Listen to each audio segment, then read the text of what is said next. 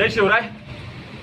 अंतोडी ग्रामस्थांचा जो ज्वलंत प्रश्न होता, रस्त्याचं जिथं काम सुरू आहे शामगाव वाटापासून ते उंब्रजपर्यंत, तर तिथं अंतोडी विभागामध्ये बांधकाम विभागानं अतिक्रमण करून जोर जबरदस्तीनं तिथं रस्त्याचं काम सुरू केलं।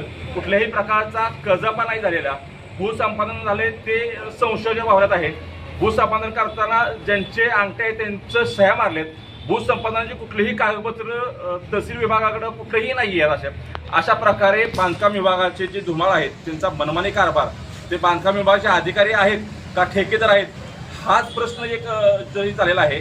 तर ह्या संदर्भातलं मागं आम्ही एक निवेदन दिलं होतं। तहसीलदारची बैठक झाली, ती निष्फळ झाली।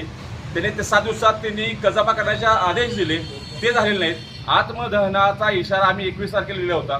त्या संदर्भातलं 26 जानेवारी रोजी आम्ही सगळे शेतकरी सोबत घेऊन अंतरी करत आम्ही आत्मदहन करणार। त्या संदर्भातली बैठक आज तालुका पोलीस स्टेशनचे PI साहेबांनी लावली होती। त्यात PWचे अधिकारी होते। सगळ्या अडचणी झाल्यानंतर त्यांनी तिथं एक लेखी आश्वासन दिले की अंतवडीचं काम जोपर्यंत सगळे कागदपत्र भूसंपादन असेल किंवा सगळे कागदपत्र जोपर्यंत त्यांचे बाधित शेतकऱ्यांचे प्रश्न मार्गी लागत नाहीत तोपर्यंत तिथलं काम बंद राहील, असं एक लेखी आश्वासन दिले। तरी हिथलं जे आंदोलन आहे आम्ही ते आज 26 जानेवारी आत्मदहन आंदोलन आहे ते स्थगित केले। जोपर्यंत सगळ्या शेतकऱ्यांचे प्रश्न संपत नाहीत तोपर्यंत आमचं आंदोलन असंच पुढे चालू राहील व इथून पुढे आम्ही आक्रमक आंदोलन चालू करू आणि त्या रस्त्यावरती करू। जिथं हा प्रश्न सुरू झालाय त्या रस्त्यावरती करू।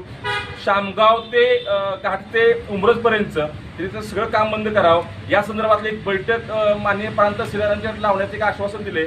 आम्ही सगळ्या शेतकऱ्यांना सोबत घेऊन, म्हणजे शिवड्याचे असतील किंवा अंतोडी असतील असं नाहीये, तिथून जे सगळे बाधित शेतकरी आहेत उंब्रज त्या मसूर फाट्यापर्यंत शिवड्याच्या हद्दीपर्यंत ज्या हायवेपर्यंत शामगाव त्या सगळ्या शेतकऱ्यांसोबत घेऊन आम्ही अजून इथलं तीव्र आंदोलन चालू करणार, एवढं सांगतो। जय महाराष्ट्र।